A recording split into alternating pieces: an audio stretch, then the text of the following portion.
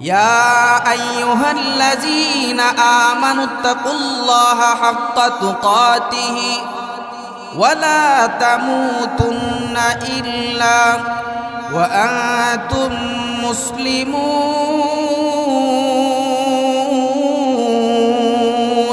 আল্লাহ তাআলা জানায় দেন, ও মুমিন মুসলমান যুবক যুবতীরা শোনো, পরিপূর্ণ মুসলমান না হয়ে কিন্তু কবরের জগতে যায় না। এই কবরটা কিন্তু বড় ভয়ঙ্কর। এই কবরে যদি তুমি নেক আমল না নিয়ে যাও, এই কবরের মধ্যে যদি অন্তরকে পরিষ্কার না করে যাও, জঙ্কারওয়ালা কলব নিয়ে যদি কবরে যাও, তাহলে কিন্তু কবরে তুমি সার পাবা না। 2 নম্বর মায়ের নবী রাহমাতুল লিল আলামিন বলেন, উম্মত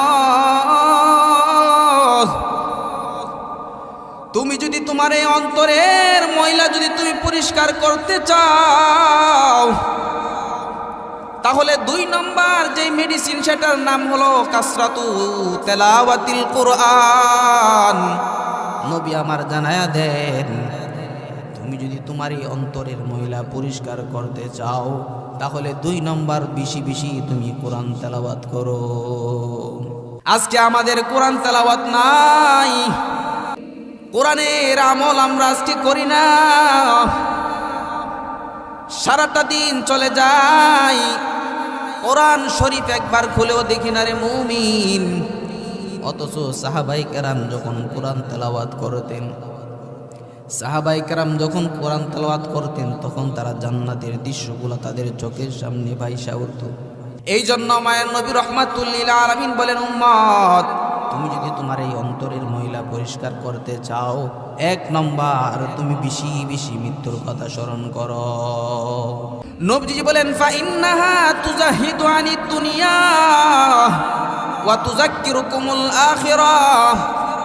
এই মৃত্যুর স্মরণ তোমাকে দুনিয়ার মহব্বত থেকে দূরে সরায়া দিবে। ওয়া তুযাক্কিরুকুমুল আখিরাহ, আখিরাতের স্মরণ তোমার অন্তরের ভিতর ঢুকায়া দিবে। মৃত্যুর কথা স্মরণ করলে অন্তরের ময়লা পরিষ্কার হয় কেমনে? কোন খাঁটি মুমিন মুসলমান যুবক যুবতী যদি দৈনিক 20 বার মৃত্যুর কথা স্মরণ করে রে মুমিন, তাহলে ওই যুবক যুবতী কোনোদিন গুনাহ করতে পারে না। ঠিক তেমনি ভাবে আল্লাহ তাআলা আমাদেরকে জানায়া দেন, ইয়া আইয়ুহাল্লাযীনা আমানুত্তাকুল্লাহা হাক্কা তুকাতিহি ওয়া লা তামুতুন্না ইল্লা ওয়া আনতুম মুসলিমুন। আল্লাহ তাআলা জানায়া দেন, ও মুমিন মুসলমান যুবক যুবতীরা শোনো, পরিপূর্ণ মুসলমান না হয়ে কিন্তু কবরের জগতে যায় না। এই কবরটা কিন্তু বড় ভয়ঙ্কর। এই কবরে যদি তুমি নেক আমল না নিয়ে যাও, এই কবরের মধ্যে যদি অন্তরকে পরিষ্কার না করে যাও, জঙ্কারওয়ালা কলব নিয়ে যদি কবরে যাও, তাহলে কিন্তু কবরে তুমি সার পাবা না। সাহাবায়ে কেরাম এই জন্য সবসময় কবরের ভয়ে, কবরের আযাবের ভয়ে তারা কাঁদত। হযরতে উমরের মতন এত জলিল কদর সাহাবী কবরের ভয়ে কাঁদে। হযরতে উসমান জান্নাতের সার্টিফিকেট তিনি দুনিয়াতেই পাইছিলেন, এরপরও কবরের সামনে দিয়ে যখন যাইতেন, কবরের সামনে দিয়া যখন যাইতেন, তখন এত পরিমাণে কাঁদতেন, উনার দাড়িগুলা ভিজে যাইত। সাহাবায়ে কেরাম একদিন জিজ্ঞাসা করলেন, ও উসমান, তোমার সামনে তো যখন জান্নাত জাহান্নামের আলোচনা করা হয়, তখন তো তুমি এত কাঁদো না, কিন্তু কবরের সামনে দিয়া যখন তুমি যাও, তোমার কি হয়ে যায়? তোমার দাড়িগুলা বেইজা যায়। নবীর সাহাবী হযরতে উসমান গনি রাদিয়াল্লাহু আনহু বলেন, আমি এই কবর দেখে কেন কাঁদি জানো? বলে, এই কবরের মধ্যে কে ধনী কে গরিব কোনো ভেদাভেদ নাই, কে কালো কে সাদা এর কোনো ভেদাভেদ নাই। এ নবীর উম্মতের দল সাহাবী উসমান গনি রাদিয়াল্লাহু তাআলা আনহু বলেন, শুধু তাই নয়, আমি এই কবর দেখলে কেন কাঁদি জানো? আমার নবী বিশ্ব নবী রহমাতুল্লিল আলামিন বলে গেছেন, উসমান, এই কবর হবে তোমার প্রথম গাঠি, এই কবর হবে তোমার প্রথম গাঠি, এই কবরের মধ্যে তোমাকে প্রথম রাখা হবে। আমাকে আপনাকে যখন আজরাইল আসবে, এই দামি কলব, এই দামি বডির কোনো দাম থাকবে না, এই দামি ঘড়ির কোনো দাম থাকবে না, এই দামি বিল্ডিংয়ের কোনো দাম থাকবে না, এত দামি গাড়ির কোনো দাম থাকবে না। আমার আপনার সামনে যখন আজরাইল আইসা থাবা মেরে যখন আমার জানটাকে নিয়ে যাবে, তখন সমস্ত সন্তান যারা আছে, মা বাবা যারা আছে, পাড়াপড়শি যারা আছে, সবাই হাউ মাও করে কানবে। কিছুক্ষণ কাদার পর আমাকে 3 টুকরা সাদা কাপড়ে এইরকম ভাবে প্যাকেট করবে, গোসল দেওয়াইয়া আমাকে 4ওয়ালা পালকি দিয়ে আমাকে কবরে নিয়ে যাবে। কবরে যাওয়ার পর আমাকে, এই কবর হবে আখিরাতের প্রথম গাঠি।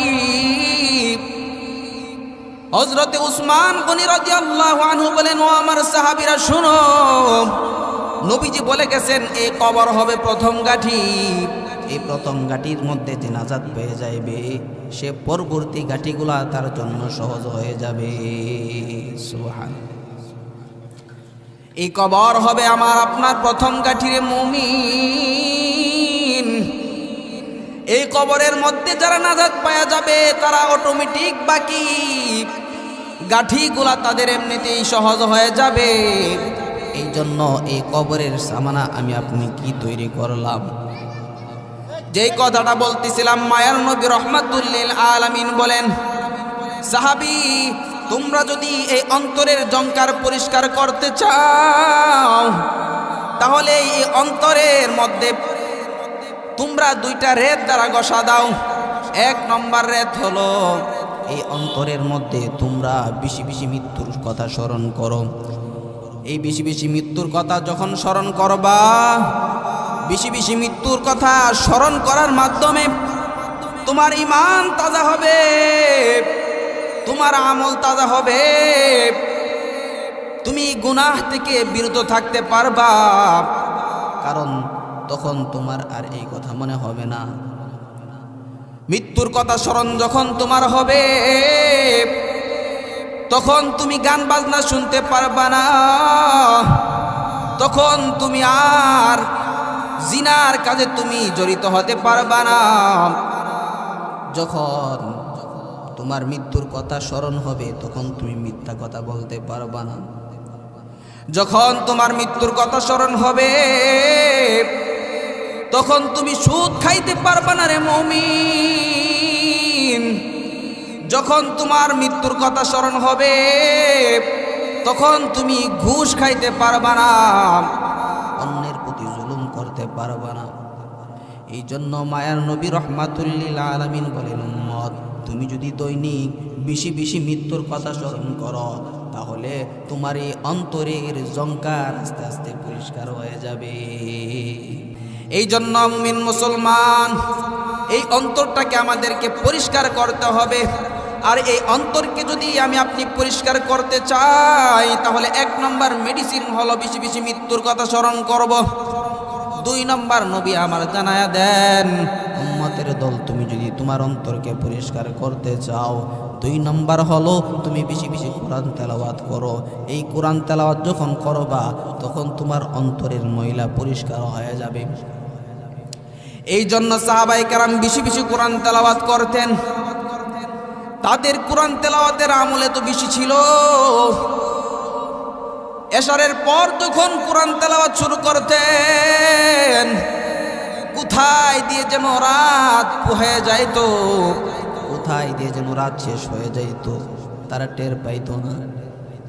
তারা কোরআন তেলাওয়াত করার কারণে তাদের মুখের মধ্যে আল্লাহ তাআলা এমন নুরানি নূর আল্লাহ তাআলা দান করছিলেন।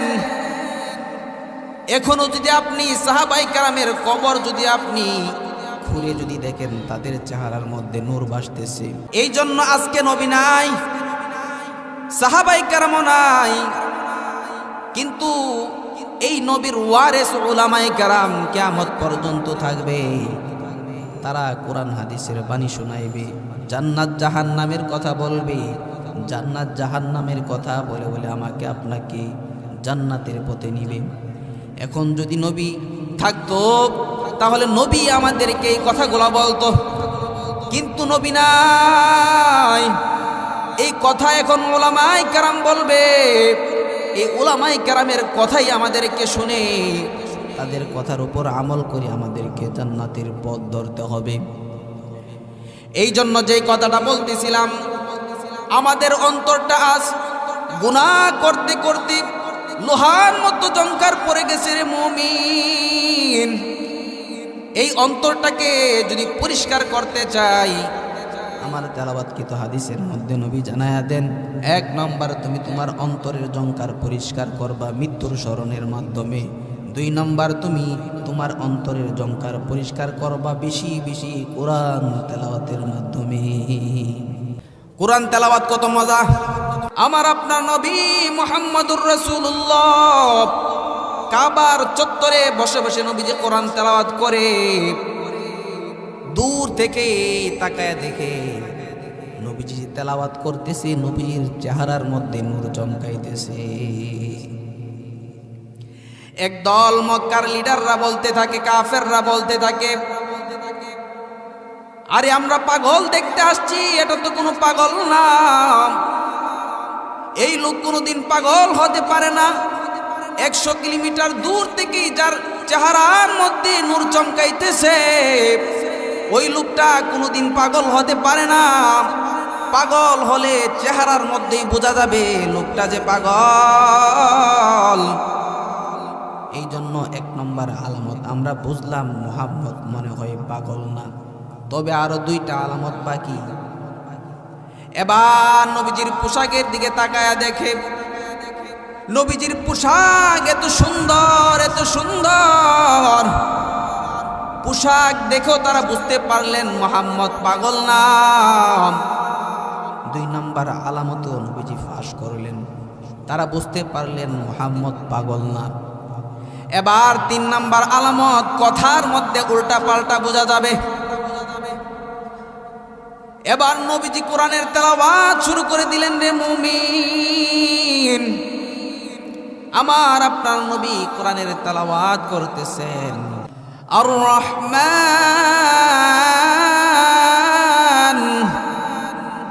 আল্লামাল কুরআন। আমার নবী যখন সূরা আর রহমান যখন তেলাওয়াত করে, তখন মক্কার কাফেররা বলতে থাকে, আরে এত মধুর কণ্ঠ, একজন কোনোদিন সে পাগল হতে পারে না। এত সুন্দর করে কোরআন থেকে কথা বলতেছে, এত সুন্দর কথা, ওই ব্যক্তি কোনোদিন পাগল হতে পারে না। ওই ব্যক্তি নিশ্চয় আল্লাহ তাআলার প্রেরিত একজন রাসূল। সমস্ত কাফের বেঈমানরা নবীজির পায়ের নিচে যায় বলে, ও মুহাম্মদ, যেই কোরআনের কথা এত সুন্দর, যেই কোরআনের তেলাওয়াত এত সুন্দর, ওই কোরআনের আইন এত সুন্দর, ওই কোরআন সত্য, তুমি সত্য, তোমার আল্লাহ সত্য, অতএব আর দেরি করো না, আমাদেরকে এই মুহূর্তে তুমি কালিমা পড়ে মুসলমান বানায়া দাও। সাথে সাথে সমস্ত কাফের বেঈমানরা কালিমা পড়ে মুসলমান হয়ে গেছে। নবীজিকে পাগল বলতো তারা, পাগল পাগল দেখতে এসে এবার সবাই কালিমা পড়ে মুসলমান হয়ে গেছে। তাহলে এই কোরআনের মধ্যে অ্যাকশন আছে না নাই? এই কোরআন তেলাওয়াত পড়লে, যে পড়বে, যারা শুনবে, সবার মধ্যে আল্লাহ তাআলার কুদরতি একটা আসর পড়ে যাবে। এই জন্য মায়ের নবী রাহমাতুল লিল আলামিন বলেন, উম্মত, তুমি যদি বেশি বেশি দৈনিক কোরআন তেলাওয়াত করো, তাহলে তোমার অন্তরের যে গুনাহের জংকার পড়ে আছে, ওই গুনাহের জংকার মুহূর্তের মধ্যে পরিষ্কার হয়ে যাবে। এর নবীর উম্মতের দল, ও যুবক ভাইয়েরা, ও ভিত্ত বাবাজিরা, পর্দার আড়ালের মা, কয়দিন আর দুনিয়াতে বাঁচবো? আল্লাহ তাআলা আমাদেরকে পাঠাইছেন দুনিয়াতে ইবাদত করার জন্য, আল্লাহর হুকুমগুলো পালন করার জন্য। শয়তান যদি একটা সেজদা না করার কারণে সারা জীবন জাহান্নামের আসামি হয়ে যায়, আমি আপনি দৈনিক 40টা সেজদা করতেছি না, দৈনিক আমি আপনি 40টা সেজদা করি না রে মুমিন, তাহলে আমার জন্য কবরে কিরকম ভয়ঙ্কর শাস্তি অপেক্ষা করতেছে। একটু রাতের বেলায় একটু বালিশের সাথে মাথা লাগায় চিন্তা করো রে মুমিন, আমি আপনি যদি আজকে মারা যাই, আমার বাড়ি গাড়ি, আমার টাকা পয়সা, আমার ধন দৌলত, আমার স্ত্রী সন্তান জমি জমা যা কিছু আছে সব কিছু পরে থাকবে, কিছুই কিন্তু আমার সাথে যাবে না। এই কোরআন আমার সাথে যাবে, এই আমল, এই নামাজ আমার কবরের সাথী হবে। এই কোরআন কবরে আমার সাথী হবে, এই নামাজ আমার কবরের সাথী হবে। আমাকে আপনাকে যখন 4 পাওয়ালা পালকি দিয়া যখন 3.5 হাত মাটির গভীর যখন রেখে আসবে, তখন তিনজন ফেরেশতা আসবে, 2 জন ফেরেশতা আসবে। মুনকার নাকির 2 জন ফেরেশতা আসে বলবে, আমি যদি গরিব হই তারপরেও আমার কাছে ওই ফেরেশতা আসবে, আমি যদি ধনী হই তাহলে ওই ফেরেশতা আমার কাছে আসবে। আয়েশা বলবে, ও বান্দা বলো মার রাব্বুকা, তোমার রব কে? আমাকে উঠাবে, উঠায় বলবে, বান্দা বল তোমার রব কে। 2 নাম্বার ওয়ামা দিনুকা, বলো তোমার ধর্ম কি। 3 নাম্বার ওয়ামা নাবিয়ুকা, নবীজির চেহারা মোবারক দেখায় বলবে, বলো এই যে ব্যক্তিটাকে চিনুনি। এই রকম ভাবে আমাকে আপনাকে 3টা প্রশ্ন করবে। 3টা প্রশ্ন করার পর আমি যদি পাক্কা নামাজি হই, আমি যদি কোরআন তেলাওয়াত কারনেওয়ালা হই, আমি যদি দিনদার হই, ইমানদার হই, মুত্তাকি হই, তাহলে আমাকে বলবে মার রাব্বুকা। দুনিয়া থেকে যদি রবের কাজ আমি আপনি যদি করে যাই, দুনিয়া থেকে যদি আমি নামাজ পড়ে যাই, রোজা রেখে যাই, সুদ থেকে বিরত থেকে, জিনা থেকে বিরত থেকে, কবিরা গুনাহ থেকে বিরত থেকে, এই রকমভাবে জুলুমকারী থেকে বিরত থাকে,